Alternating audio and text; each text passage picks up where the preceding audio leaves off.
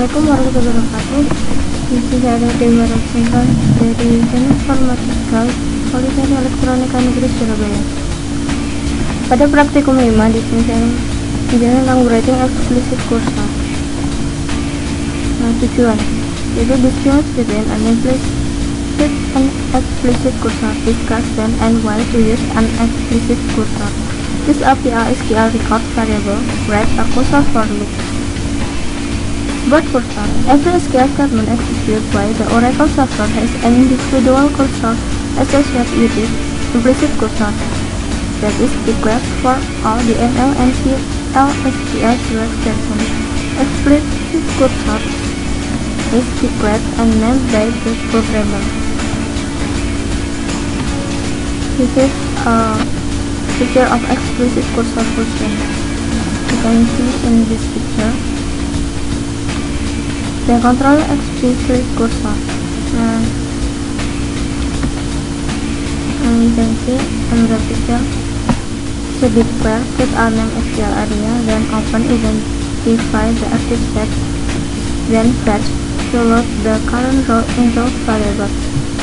If empty,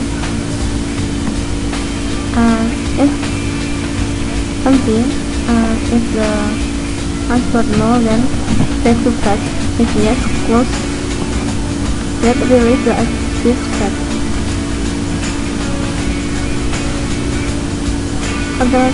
Control explicit cursor. Open the cursor, then fetch a row, then close the cursor.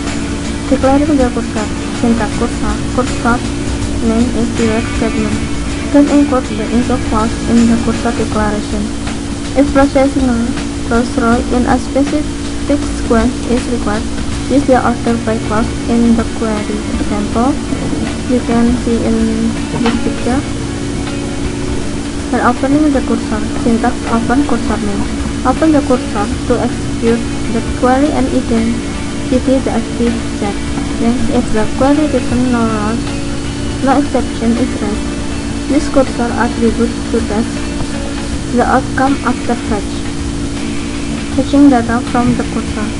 Syntax fetch cursor name into variable 1, variable 2, record name. Notice the current row varies into variable. Include the same number of variables. Match each variable to correspond to the column positionally. Test to see whether the cursor contains no. Then this is the example you can see from this. Loop fetch and cursor into C and no C rename exit them. Process directly data and loop. Closing the cursor. Syntax close cursor name. Close the cursor after completing the processing of the rows. Reopen the cursor if required. Then attempt to fetch data from a cursor after it has been closed. Explicit cursor attribute. Obtain status information about the cursor. You can see in the tabel there is attribute of cursor, then the type, then the description of the attribute. The cursor is open attribute. Fetch rows only when the cursor is open. Use the is open cursor attribute before performing a fetch to test whether the cursor is open. Example, if not empty cursor is open, then open empty cursor, and if loop fetch empty cursor. Controlling multiple fetch. Process several rows from an explicit cursor using a loop. Fetch a row each iteration. Use explicit cursor attribute to test the success of each fetch. The next one and row count attribute. Use the row count cursor attribute to retrieve an insert number of rows. Use the person of one cursor attribute to determine when to exit it. Example, you can see in this picture. Cursor anti-code. Process the rows of the active set by fetching values into a SQL record.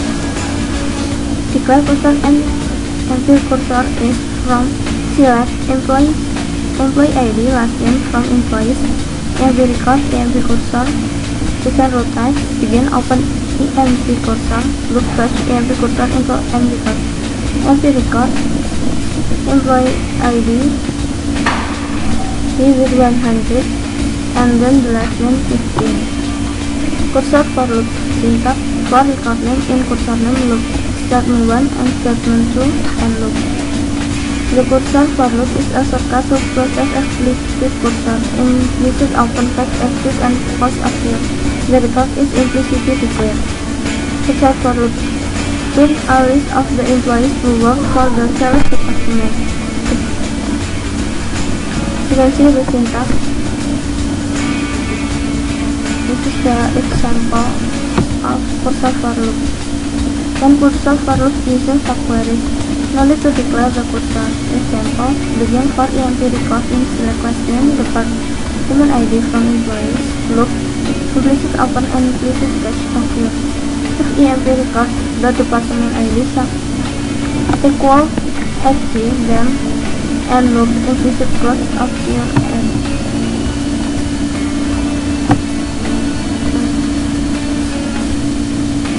this is of my presentation. Any mistake, I'm sorry. And the rest, wassalamualaikum warahmatullahi wabarakatuh.